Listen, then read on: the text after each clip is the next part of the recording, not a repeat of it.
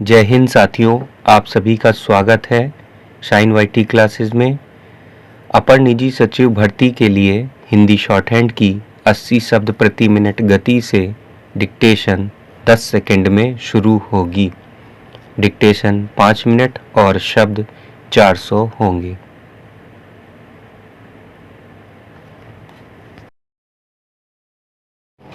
Start. सरकार में उच्च पद पर रहते हुए राजनेताओं को सबसे पहले अपनी भाषा और व्यवहार को संयमित और संतुलित रखने के प्रति सचेत होना चाहिए, मगर ऐसा लगता है कि मालदीव सरकार के कुछ मंत्री खुद ही अपने व्यक्तित्व की गरिमा का ध्यान रखना जरूरी नहीं समझते और वे किसी मसले पर अपनी राय जाहिर करते हुए अन्य देशों के नेताओं की मर्यादा का हनन करने से नहीं चूकते।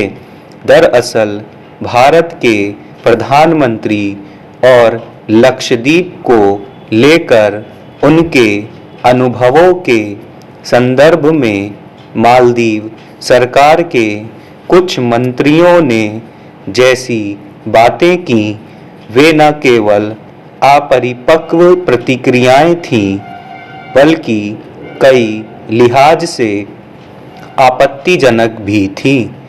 अगर मंत्रियों को अपने देश के पर्यटन स्थलों के महत्व को लेकर ज़्यादा भरोसा है तो वे उसकी प्रशंसा में कई स्तर पर काम कर सकते हैं, लेकिन इसके लिए उन्हें अपनी भाषा बिगाड़ने और किसी देश के प्रधानमंत्री के बारे में अनर्गल बातें करने का अधिकार नहीं है।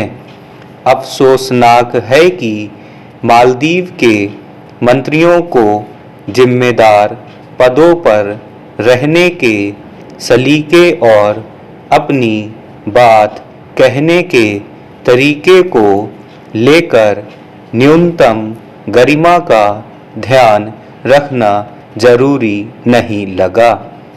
स्वाभाविक ही उनके बयानों को लेकर भारत और खुद मालदीव के भीतर तीखी प्रतिक्रिया उभरी तथा इस मसले पर आधिकारिक रूप से जवाब तलब करने की जरूरत पड़ी।